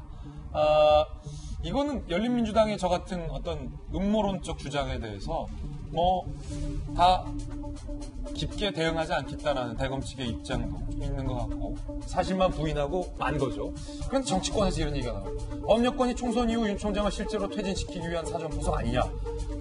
조선일보 보도했는데, 정치권에서 이런 의혹이 나오고 있는 이유, 범여권이 총선에서 끝나고 윤 총장을 퇴진시키기 위한 사전 보석. 국회에 또 25년 계셨으니까, 전문가시니까, 이런 정치권의 이야기가 나오는 이유는 뭡니까? 두 가지죠. 예. 그러니까 하나는 윤 총장이 없어져야 본인들을 향한, 청와대랑 여권의 주요한 관계자들을 향한 여러 가지 수사들이 상당히 좀 안 할 수 있을 것 같다라는 것과, 지금 지지율이 잘 나오잖아요, 여권에서는. 그렇기 때문에 우리가 아무리 저런 얘기를 하더라도 우리를 강력하게 지지하는 그룹들은 이러한 것에 더욱더 많은 환호성과 투표장에 가서 적극적으로 투표할 것이다라는 그러한 자신감 때문에 그렇게 보여요. 그리고 이제 청와대 관계자는 이렇게 얘기를 했다라고 합니다. 윤 총장이 선을 넘은 것 같다. 예. 결국엔 이것은 어쨌든 우리 지금 화면에서 본 것처럼 윤 총장을 좀 쫓아내기 위한, 좀 사퇴시키기 위한 하나의 이제 여러 가지 일들이 진행되고 있는데 왜 이렇게 쫓아내려고 한다? 만약에 사실이라면. 그 부담스러운 거죠. 지금 청와대가 연루되는 사건도 있잖아요. 울산시장 선거 개입을 했느냐라는 것. 그 다음에 자신들이 대권 후보로 생각했던 조국 장관에 대해서 11가지, 부인에 대해서는 13가지 범죄 혐의로 지금 검찰에 기소하지 않았습니까? 이런 부분은 계속 여권의 부담이 될 거기 때문에. 그런데 총장 임기 2년은 보장돼야 되는 거 아닙니까? 그거는 보장되어 있죠. 예. 보장되어 있는데 불편하니 저런 것으로 계속 뭐 장모, 그 다음에 부인. 스스로 사표 쓰고 나가라. 네, 이렇게 여러 가지 문제가 있으니, 아니, 조국 법무부 장관도 부인이 여러 가지 문제가 있어가지고, 기본적으로 막 사퇴하라고 많이 여론이 그러지 않았느냐. 당신도 좀 가족 간에 문제가 있으니까 사퇴해라. 이런 식으로 여론몰이 하는 것 같은데요. 저는 최광욱 비서관 같은 경우에 너무나 이율배반적인 행동을 한다고 봐요. 왜요? 공직기관 비서관이었잖아요. 예. 윤석열 총장이 임명될 때 민정실에서 어쨌든 검증의 위원이었어요. 예. 그때는 괜찮았고 지금은 아니에요? 이거는 이율배반이잖아요. 본인이 검증해 놓고. 네. 그 다음에 윤석열 검찰총장 인사청문회 때 예. 여당 의원들은요. 아니 그거 다 문제없다. 부인과 장모 여러 가지 의혹이 있었지만 다 문제없는 거다. 이미 재판으로 판결이 난 거다라고 민주당 의원들은. 본인들이 옹호를 했어요. 예. 야당에서는 문제 제기했지만 그래 와놓고 지금 와서 저렇게 여러 가지 문제를 제기하는 것 자체가 정치적으로 여러 이득을 얻으려는 것이다 라고 제가 말씀드립니다. 예. 장 소장님 개인 분석이고. 한 보도에 따르면 청와대의 반응도 나왔습니다. 자, 이 보도가 사실이라면, 만약에 사실이라면 조금 더 확인을 해봐야겠습니다만, 청와대 공식적인 메시지는 아직 나오지 않다는 말씀도 더욱 드립니다. 조선일보 보도에 따르면 청와대 내부 관계자가 윤 총장이 선을 넘었다. 조국 수사 때부터 계속 정치행위하고 있는 윤석열 검찰의 실체가 드러난 것이다. 라고 말을 했다는 겁니다. 김영주 의원님. 네. 만약에 이게 사실이라면 어떤 청와대 내부 관계자인지도 좀 확인이 돼야 할 것 같지만 윤 총장이 선을 넘었다. 윤석열 검찰의 실체가 드러났다. 라고 말하는 어떤 의도는 무엇일까요? 그것은 이제 저런 말을 했다라고 하는 것은 이제 윤 총장과 일부 언론과 유착 관계가 있어서 계속 언론을 통해서 자기가 하고자 하는 수사의 방향을 이렇게 흘리면서 갔다. 이제 그런 것이 이제 정치적이다. 이렇게 해석하는 것 같습니다. 이제. 근데 지금 더불어민주당 같은 경우는 굉장히 곤혹스럽습니다. 이번 선거를 실제적으로 치르는 데 있어서 윤석열 대 조국 프레임 자체는 사실 야당이 원하는 프레임인데 그 프레임을 강화시켜주는 게 열린 민주당이거든요. 네. 그렇기 때문에 실제적으로 그런 의미에서 상당히 어떤 오히려 여당과 더불어민주당이 원치 않은 프레임을 강화시키는 측면이 있다는 거고 그럼에도 불구하고 어쨌든 황희석이나 최강욱 이런 사람들이 던지는 내용에 따라서 청와대도 보고 있을 거 아닙니까? 그러다 보니까 그런 의혹이 나온다는 측면에 대해서는 불쾌감을 갖고 있고 또 결국에는 그것이 현재에서는 열린민주당이 사실은 별로 좋지 않은 관계에도 불구하고 총선에서 만약 몇 사람이라도 살아서 배지를 달았을 경우에 범여권이라고 하는 그 속에서 분위기가 말하자면 바로 윤 총장에 대한 어떤 비판적 말하자면 세력들이 큰다.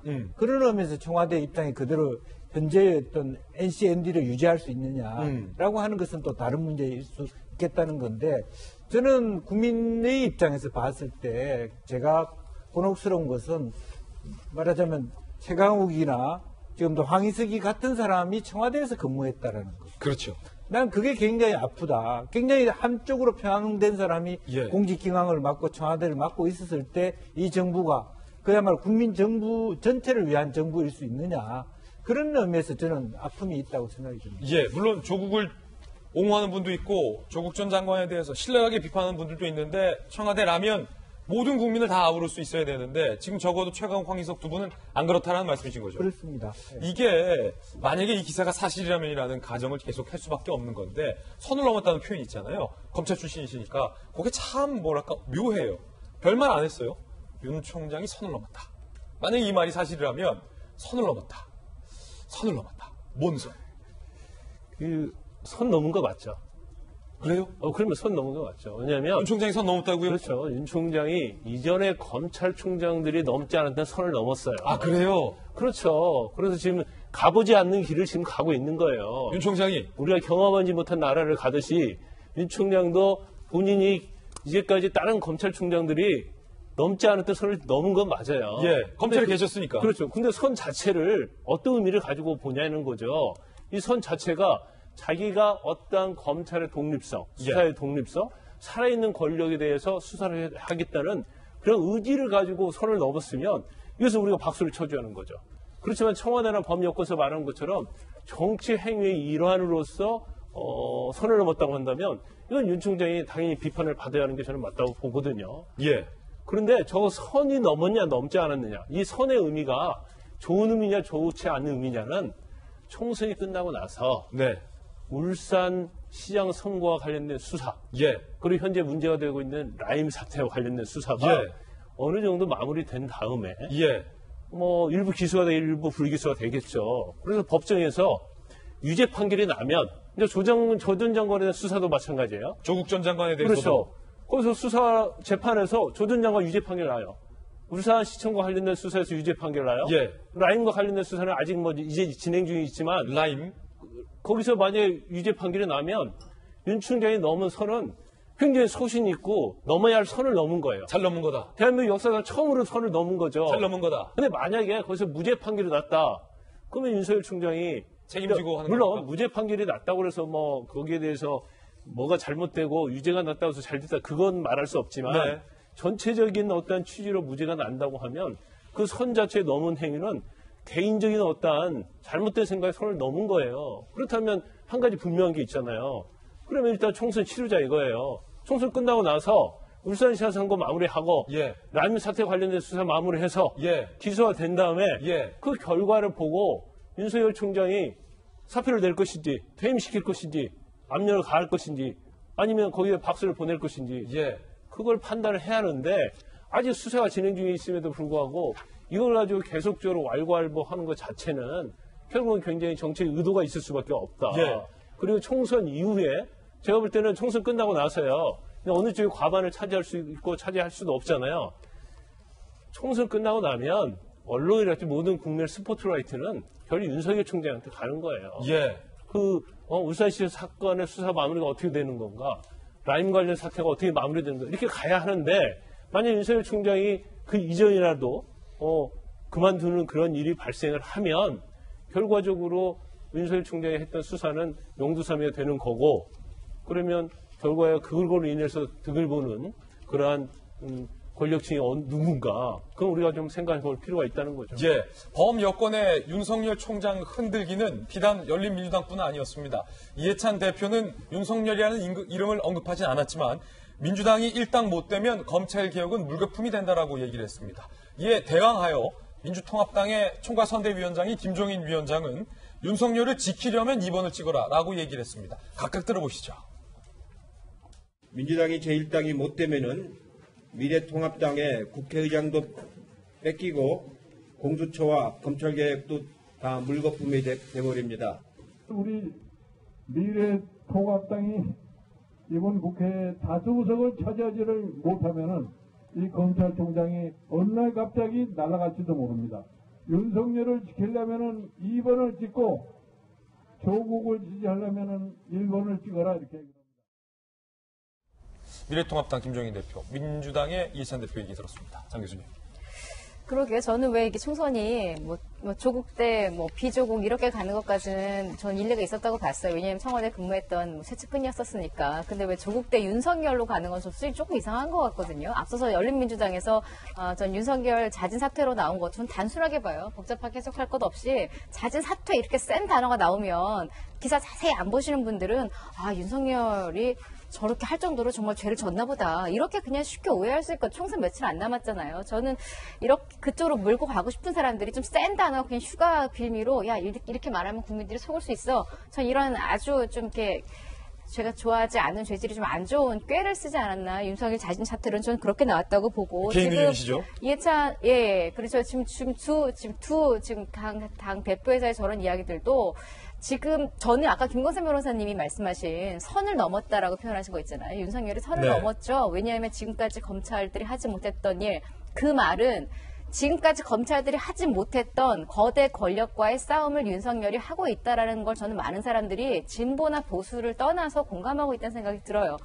김덕상 변호사님이 저 말했다고 미래통합당 지지자예요. 저는 그렇게 생각하지 않거든요. 근데 참 그렇게 프레임을 만들어가고 싶어하고 보수 진영을 만들어가고 싶어하는 정치권 사람들이 나는 때로 이쪽도 맞고 이쪽도 맞다라고 생각하는 정말 공정한 국민들을 너무 이렇게 패싸움을 시키려는 공작이 아닌가 저는 오히려 그런 생각이 들었고 저도 그래서 그 생각했어요. 윤석열 검찰총장이 돼서 했던 일이 정말 가장 지금 센 권력과의 대척이었고 고위공직자 수사처를 만들자 말자 그때 말 많이 나올 때 공수처 없어도 되는 거 아니죠? 약간 이런 희망까지 살짝 가졌었거든요. 그 이후에 물론 많은 반론이 나오고 있는 부분이라 제가 더 길게 하는 쪽을 지지하기가 지금 부담스러운 상황이기는 합니다만 여러 가지를 봤을 때 전 윤석열과 조국의 이 프레임으로 간다면 전 국민들이 가장 현명한 답을 갖고 있을 거라고 믿습니다. 예. 이번엔 저희가 준비한 다음 주제를 공개하겠습니다. 진짜 선택 시작! 오늘부터 사전 투표 이틀간 시작됩니다. 여러분의 소중한 한 표 꼭 행사해 주시길 바라겠습니다. 국민들의 표로 정치를 바꿀 수 있고 국민들의 투표로 나라를 바꿀 수 있다. 저는 그걸 믿습니다. 막말 논란이 이번 선거 막바지에 불거지고 있습니다. 정작 통합당의 막말에 대해서 비판을 했던 민주당의 이해찬 대표가 거친 단어들을 썼습니다. 논란입니다. 들어보시죠. 옛날에 조폭들이요, 이 팔에다가 문신을 하면서 착하게 살자. 미래당은 무슨 미래당입니까? 지금까지 해온 게 전부 다 발목 잡기, 토착 외고 뭐 그런 거 아닙니까? 네? 이 경박하게 웃는 분이 누군지는 모르겠는데 김어준 씨가 진행하고 있는 어떤 프로그램에서 이해찬 대표가 한 건데 장승조 소장님, 네. 그래도 상대당을 향해서 뭐랄까요, 팔에 문신 새긴 조폭의 토착 외구다라고 말을 하는 것 어떻게 보십니까? 자신감의 표현입니다. 저건. 네. 그러니까 우리는 막말 프레임에도 얽히지 않는다. 우리는 저런 얘기를 강하게 해서 우리 쪽 지지층을 더 결속시키겠다는 그런 뜻으로 보이고요. 이해찬 대표가 얘기를 했죠. 우리는 과반 의석이 좀 가능하다. 압승이 보인다라고 얘기했는데 보통은요, 선거 막판에 들어가면 한 번만 더 우리에게 기회를 주세요라고 읍소를 해요. 근데 지금 자신감을 표현하는 건 뭐냐면 진짜 그런 것 같아요. 본인들이 이제 민주연구원에서 여론조사를 한 것 보면 상당히 잘 나온다고 하기 때문에 이번 총선에 대해서는 상당히 긍정적으로 생각을 한다라는 그런 의지의 표현이라고 생각이 들고요. 저것은 또 하나 그 수도권하고 부산 경남에 있는 부동층, 특히 민주당 찔까 말까 고민하는 분들에게 강한 메시지를 던지는 겁니다. 우리를 꼭 지지를 해달라고 강하게 메시지를 지지하는 건데 과연 이게 여태까지의 선거 패턴하고는 좀 달라요. 지금 계속 읍소하고 도와달라고 한 번만 더 기회 달라고 해야 되는데 그런 얘기는 지금 야당이 하고 있고 여당은 압승을 얘기합니다. 저게 밴드웨건 효과가 나타날지 언더독 효과가 나타날지 4월 15일 날 또 한번 관심 있게 지켜봐야 될 것 같습니다. 예. 그런가 하면 미래통합당의 김종인 선대위원장은 당명을 실수하는 일도 있었습니다. 서울 시민들이 더불어민주당이 국회에 과반 의석을 차지하도록 더불어민주당의 후보자들을 많이 국회에 보내시면은 그 순간에 우리나라의 지금 현재 문재인 정부가 시행하는 모든 실책을 한꺼번에 바꿀 수 있다는 것을. 네, 김영주 의원님, 이게 두 차례나 더불어민주당을 과반으로 만들어주고 더불어민주당 후보를 국회로 보내달라라고 잘못 말씀을 하셔서 옆에 있었던 미래통합당 후보의 얼굴이 낯빛이 좀 변하는 것도 우리가 좀 봤어요. 후보 얼굴 보니까 저게 중랑구네요. 예. 정말 안 그래도 이렇게 전체 한편으로는 저분이 오셔서 당이 정리가 됐다는 장점이 있는데 계속 당명을 진행하는 우리들도 많이 헷갈리긴 해요. 워낙 또 바뀌고 새로운 정당도 생겨서. 근데 저분 목소리 듣기 위해서 많은 사람이 운집했는데 가장 중요한 당명을 틀리면 사실은 후보 입장에서 얼마나 곤혹스럽겠습니까? 이제 참 그런 일이 없으면 하는데 세상에 한 번 틀리기 시작하면요 계속 틀려요. 이게 이상해요. 이상하게 그렇게 됩니다. 저희들도 앵커들도 이게 보세요. 미래통합당, 더불어민주당, 그렇죠? 이게 당명을 시작하기 전에 한 10번은 허공에다 대고 당명만 제가 부르고 들어오는데도 와도 헷갈려요. 저도 이제 열린 우리당 다음에 통합민주당인가 내가 있었던 당명도 지금 진짜 민주통합당이었나 통합민주당인가 헷갈릴 정도인데 근데 어쨌든 그런 아쉬움에도 불구하고 메시지 자체가 어쨌든 야당을 도와달라, 여당을 심판하라 이런 부분이니까 아마 지지자들이 알아서 잘 헤아렸겠다고. 근데 우리 당내 역사가 제 기억으로는 아마 뭐 전체로 여당 합치면 100번도 더 바뀌었을 거예요. 아, 그렇습니까? 그래서 통합자들을 한 당이 굉장히 많아요. 맞아요. 통합민주당도 그러니까 있었고. 저희도 방송하고 밖에서 나가서 얘기할 때 뭐 새누리당, 자유한국당은 생각이 나는데 예. 미래통합당은 생각이 안 나요. 왜냐하면 최근에 그렇게 됐고 또 지금 더불어민주당이 전제는 민주통합당이었잖아요. 맞아요. 그게 사실은 이미지 메이킹이 안 되는 거예요. 그런데 미래통합당 하면 적어도 다른 사람은 실수해도 선대위원장 실수하면 안 되는 거거든요. 예. 그러면 저희도 이제 방송 들을 때 사실은 이게 입에 붙으면 계속 자기 하면서 마인드 컨트롤 하거든요. 미래통합당. 그러면 적어도 김종인 선대위원장이 올라가기 전에는 반드시 미래통합당의 개념을 머릿속에 굉장히 바꿔 올라가야 돼요. 예. 그런 자잘한 실수가 국민의 입장에서 보면 사실은 그게 좋지 않은 이미지를 가질 수 있고 경우에 따라서는 굉장히 작은 표를 잃을 수 있는 그런 경우가 생길 수 있어요. 예. 이번에는 정의당 측에서 민주당의 공식 비례정당인 더불어시민당의 강령이 한국당의 강령과 똑같다. 베낀 것 아니냐라고 문제를 제기했습니다. 들어보시죠. 초반 4줄은요. 대한민국 헌법하고 똑같습니다. 나머지 3줄 중에 한 줄 반은 미래한국당 강령하고 똑같습니다. 답변을 간단히 드리자면 강령 부분은 좀 과장을 하시는 것 같고요. 얼마나 닮아 있는지 한번 보실까요?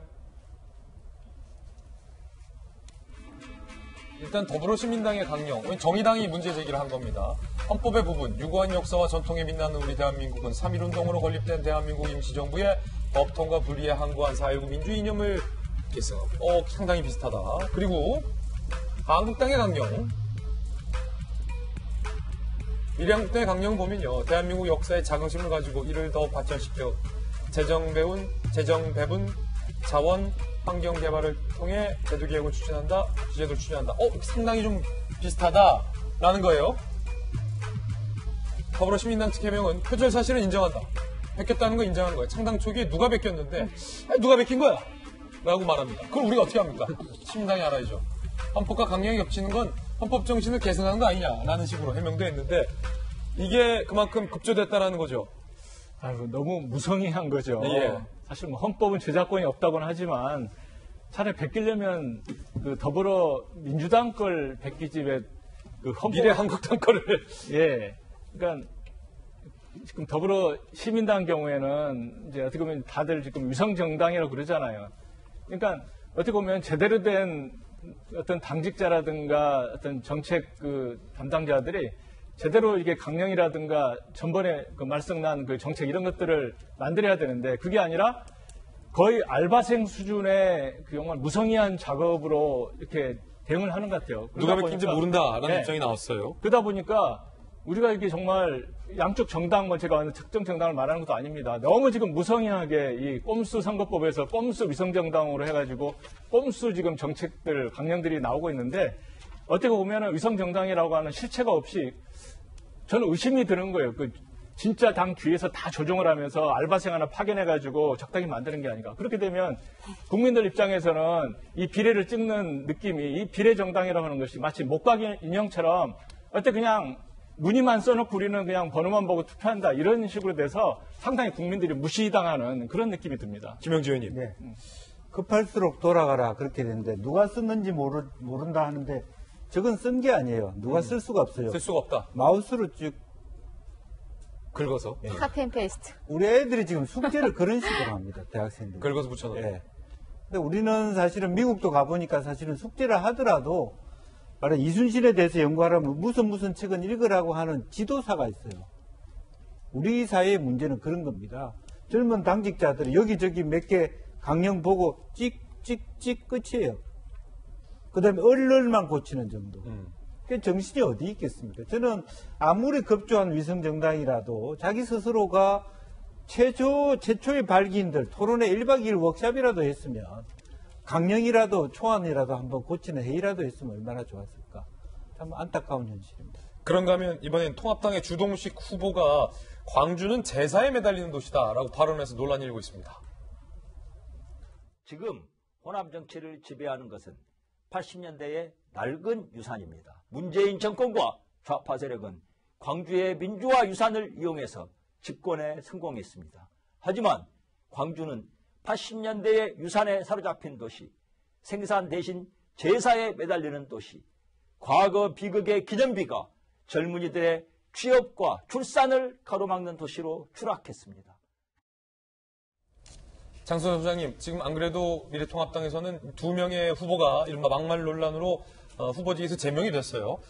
광주 시민분들은 이 발언에 좀 상당히 거북해한다라는 반응도 나오고 있어요. 광주는 제사를 지내는 곳이다. 그러니까 지금 막말이 본물 터듯이 나오고 있습니다. 지금 저런 막말을 계속하게 되면요, 여당에서 프레임으로 꽉 쥐고 있는 막말 프레임에서 헤어나올 수가 없어요. 저런 막말을 하면은요, 안 좋은 게 뭐냐면은 우리가 하고 싶은 얘기를 못 해요. 그냥 계속 어제 김종인 대표가 사과했던 것처럼 사과하고 해명하고 우리 막말하지 말자, 이런 게 언론에 계속 나오지 않습니까? 미래통합당이 국민을 위해서 무엇을 할지, 공약이 뭔지, 우리들의 좋은 인물들이 뭔지, 이런 것들을 어필할 수가 없습니다. 저것은요, 결국에는 후보자 검증이 소홀했고 결국에는 공천이 좀 잘못되지 않았느냐라는 것과, 저분은 선출직 공무원을 하기에는 상당히 마인드가 좀 잘못된 분이 아니냐, 이런 식으로 저분의 관점, 생각, 이런 것들까지 지적할 수밖에 없는데, 기본적으로 정말 선거의 막판의 변수는 막말과 자살골입니다. 앞으로 며칠 안 남았는데 각 당은 막말하지 마시고요, 국민들 좀 기분 좋게 긍정적으로 생각할 수 있도록 좋은 말만 해주셨으면 좋겠다는 생각이 듭니다. 예, 그런가 하면 이른바 친북단체로 알려져 있는 대진연 측의 방해로 유세 활동에 상당히 어려움을 겪었던 오세훈 후보가 이번에는 흉기를 들고 난동을 부리는 흉기 난동범에 의해서 유세가 피해를 입었습니다. 그 장면부터 함께 보시죠.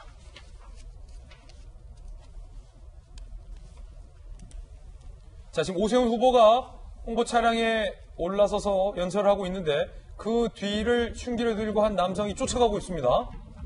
자, 보시죠. 손에 흉기를 품은 채 뒤에 정보경찰들이 이 남성이 이상하다는 것을 파악하고 뒤에서 조심스럽게 뒤따르고 있는 영상도 긴박하게, 결국은 뒤에서 경찰들이 제압을 했는데, 만약에 이 경찰 2분이 뒤에서 이 흉기를 든 남성을 발견하지 못했더라면 오세훈 후보에 바짝 접근했던 이 흉기를 든 남성에 의해서 어떤 일이 벌어졌을지 정말로 상상조차 하기 힘들 정도의 긴박했던 상황이었습니다. 무슨 일이 있었던 건지 그 전말도 저희가 한번 파악을 해봤습니다. 자, 이런 식인 건 안 됩니다. 흉기 난동 안 돼요. 몇 초만 늦었어도. 어제 오전 11시 10분쯤 미래통합당 오세훈 후보가 서울 광진을의 골목을 유세하던 중에 51세 남성이 20cm가 넘는 흉기를 들고 오세훈 후보를 향해서 돌진을 했습니다. 경찰이 3명이 제압을 했고 즉시 체포를 했는데요. 51세 남성은 야간 근무 마치고 귀가해 자는데 유세 확성기 소리가 너무 시끄러워서 홧김에 달려든 것이다 라고 얘기를 했어요. 경찰은 특수협박 미수 혐의로 조사 중이고요. 오세훈 후보 측은 5m도 안 되는 거리에서 달려왔고 2, 3m 거리에서야 제압했다. 불과 몇 초만 늦었어도 큰 변을 당했을 것이다 라고 가슴을 쓸어 내린 상황입니다. 장영 교수님. 진짜 큰일 날 뻔했네요. 그리고 정말 일단 정말 좀 다행이라는 생각이 들고, 오세훈 후보도 참 이번 선거에서 여러 가지 생각하지 못했던, 그러니까요. 방해를 좀 받아요, 많이. 개신년도 그렇고 이것도 그렇고 사실은 예상하지 못했던 어떤 방해를 굉장히 많이 받는 상황이고, 지금 저는 좀 가해를 가하려고 했던, 흉기를 들고 갔던 저 사람이 뒤에 한 얘기 있잖아요. 왜 그랬냐에 대한 이유. 저거는 지금 저 사람이 개인적으로 말한 것일 뿐인지 저게 팩트인지 아닌지는 아무도 모르는 상황이에요. 단순히 유세 소리가 시끄러웠더라면 후보들이 얼마나 많아요. 그렇죠. 그러니까 정말 운 나쁘게 오세훈 후보가 걸린 것인지 아니면은 단지 저 이유가 아닌 것인지는 사실은 우리가 사실 파악은 어려운 것이고, 어쨌거나 큰일이 벌어지지 않아서 다행이다라는 정도로 마무리해야 될 것 같고, 이 후보뿐만 아니라 지금 다른 오세훈 후보뿐만 아니라 다른 후보도 지금 굉장히 많은 곤란을 겪고 있는 후보들이 지금 있는 것으로 알고 있거든요. 지지하지 않는 자에게 뺨을 맞는 후보도 있었고, 이런 일을 좀 없도록 해야겠습니다. 상대 후보인 고민정 후보와 관련돼서는 노동신문에 고민정 후보의 얼굴이 합성된 사진이 SNS를 통해서 돌기도 했습니다. 함께 보시죠. 노동신문이라고 되어 있고, 위대한 수령 문재인 동지의 혁명 업적이라는 제목도 있고요. 고민정 후보의 얼굴이 크게 되어 있습니다. 주체사상 신봉자 임종석 비서실장이 자신 있게 지지하는 고민정 후보다. 주사파 성향의 운동권 동아리를 가입했었다라는 식의 경력들도 임의대로 지금 쓴 것 같은데, 김광선 변호사님, 고민정 후보 측에서는 워낙 황당한 포스터라 대응할 가치를 느끼지 못한다. 가짜뉴스를 언급할 가치도 없다라는 입장인 것 같아요.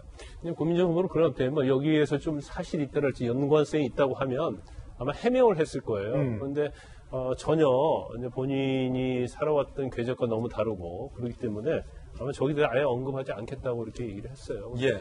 사실 선거가 되면 이런 경우가 있어요. 그러니까 내가 누구를 지지하면 내가 투표장 가서 반드시 찍어야지. 아니면 내 주위 사람을 설득해야지. 우리 가족을 설득해서 당선되게 해야지. 근데 경우에 따른 자원봉사를 가서 운동할 수가 있죠. 근데 그런 방법이 아니고 상대방 후보에게 해를 끼쳐서 내가 지지하는 사람을 당선시켜야겠다. 이런 생각을 잘못 가진 분들이 굉장히 많아요. 근데 그런 경우에는 사실 자원봉사도 아니고 그런 식의 행동을 하게 되면 결국 그건 범법행위입니다. 경우에 따라서는 아까 그 오세훈 후보 같은 경우에는 잘못된 흉기를 가지고 달려들다가 저것 자체는 경우에 따라서 내가 죽이려고 맘먹었다고 하면 그건 또 살인미수가 될 수 있는 거고요. 적어도 뭐 특수 협박, 특수 상해와 관련된 죄가 될 수 있는 거거든요. 고민정 후보 관련된 부분도 마찬가지예요. 저게 완전히 허위사실인 걸 전제로 얘기한다고 하면 저건 사실은 허위사실 공표죠. 낙선하게 할 목적으로 저런 행위를 하기 때문에, 그리고 사실 공직선거법에는 저런 내용에 대해서는 굉장히 처벌 규정이 셉니다. 그래서 아무튼 본인이 법에 정해진 범위 내에서 자기가 원하는 후보를 당선시키는 방향으로 선거운동을 하는 게 맞다 이렇게 봅니다. 그런가 하면 대구에서는 정의당의 한 후보가 선거운동과 함께 뺨을 맞는 일도 있었습니다. 그 영상 한번 보시죠. 네, 조명래 후보 측 선거운동위원이 한 시민으로부터 뺨을 맞는 장면이 영상으로 녹화가 됐고요.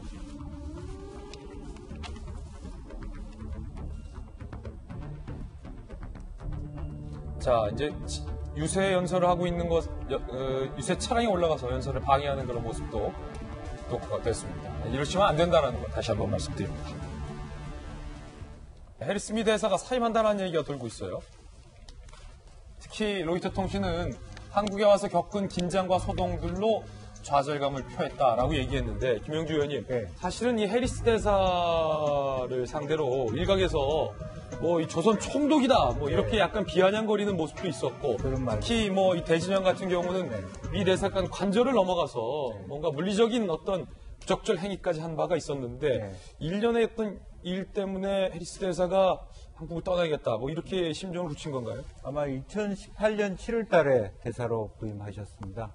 그래서 리프트 대사 후임으로 왔는데, 실제적으로 와서 제일 이제 본인이 피로감을 겪는 것은 여러 가지 어떤 그런 어떤 국내에서의 어떤 말하자면 방위비 협상 과정에서 나타났던 대사의 태도에 대해서 국내적 말하자면 반감이 높아져 가고 있다. 이제 악의적인 부분들도 좀 있겠죠. 댓글도 있을 것이고, 또 아까 언급이 있었습니다만 대진년처럼 그런 대학생들이 대사관을 넘어오는데도, 관제를 넘어오는데도 경찰이 초동 대처를 잘 못하는 위협을 느꼈던 그런 피로감. 그 다음에 최근에 있었던 한일 간의 어떤 지소미아 협상에 있어도 말하자면 미국이 인도하는 대로 그렇게 잘 들어주지 않은 것도 사실이에요. 그렇기 때문에 실제적으로 보면 대사 임기가 3년이기 때문에 올 11월 달 정도 되면 사실은 아직 좀 모자라는, 몇 개월 모자라는 임기거든요. 물론 미 대선의 결과에 따라 다를 수 있습니다만은,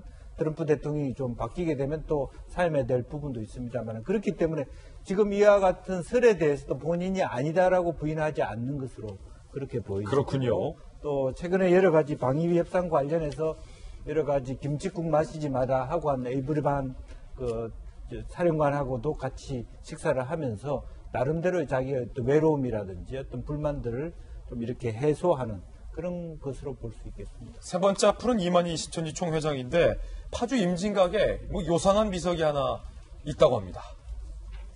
수상한 비석이죠. 저 비석입니다. 이거를 무단으로 설치해놨다고 그래요. 파주시 모르게. 근데 과거에도 또 이랬던 적이 있었다고 그래요. 2010년에. 철거했다가 언제 또 몰래 이렇게 설치해놨다는 겁니다. 비석 제목은 조국 통일 선언문인데 통일과 무관한 내용들이 쭉쭉쭉쭉쭉. 이만희 총회장과 정체불명 33명의 이름이 비석에 기재가 돼 있다고 해요. 파주시는 황당한 입장. 언제 또 설치해놨대요? 곧바로 자진 철거를 요구한다라고 하는데 권목 변사님. 네. 이거 뭐 남의 땅에 돌 박는 것도 아니고 참 아니 임진각이면 우리 저기 아닙니까? 거기에 신천지는 뭐 이렇게 무단으로 비석을 세워놓습니까? 자꾸. 사실 자기가 땅을 사가지고 세우면은 그나마 뭐 이 시비가 좀 법적으로 덜 생기는데 이건 뭐 남의 특히 국공유지에다가 이렇게 건립을 하게 되면은 철거되는 건 뻔하거든요. 뻔하죠. 근데 이걸 왜 그것도 모르고 하셨나 이런 생각이 좀 들고요. 그 내용을 보게 되면 이게 사실 성경에도 안 나오는 뭐 그런 내용들이에요. 뭐 통일, 뭐 세계 평화 이런 내용들인데 남들이 볼 때 이게 어떤 공익적인 그런 의미도 없는데 사적인 걸 세우면서 뭐 33인 독립 유공자, 그런 33인 흉내 내가지고 뭐 누군지도 모르는 또 33인을 이제 섞어서 해놓고 이렇기 때문에 그냥 뭐 김광산 고승도 이렇게 이름 찍어 넣는 거다. 그건 누군지라도 알죠. 그렇죠. 사실 이게 정말 뭐 제가 조언할 건 아니지만 제발 남의 땅에는 비석을 함부로 세워서는 안 될 것 같습니다. 네, 저희들은 60초 광고 후에 돌아오겠습니다. 잠시 후에 뵙죠. 네, 오늘 저희가 준비한 소식들 모두 다 전해드렸습니다. 좋은 주말 보내시고요. 지금부터 시작되는 2, 3할로 라방에서는 박원순 서울시장이 곳곳에 도청 방치 장치를 설치해놨다고 합니다. 이거 너무 과한 거 아니냐라는 얘기도 나오고 있고 왜 도청에 이렇게 몸을 사리는 건가, 도청이 있는가 여러 가지 궁금증이 있습니다. 이와 관련해서 오늘 본방 때 못했던 이야기들 오늘 장남매죠? 네. 장남매와 함께 2, 3할로 털어보겠습니다. 지금 문재인 돌직구쇼 인터넷 별도 계정 10만이 얼마 남지 않았습니다. 2, 3할로 들어오시길 바라겠습니다. 건강한 주말 보내시고요. 저희들은 월요일 아침에 뵙겠습니다. 오늘 하루는 분명 어제보다 나을 겁니다. 좋은 하루 되십시오. 고맙습니다.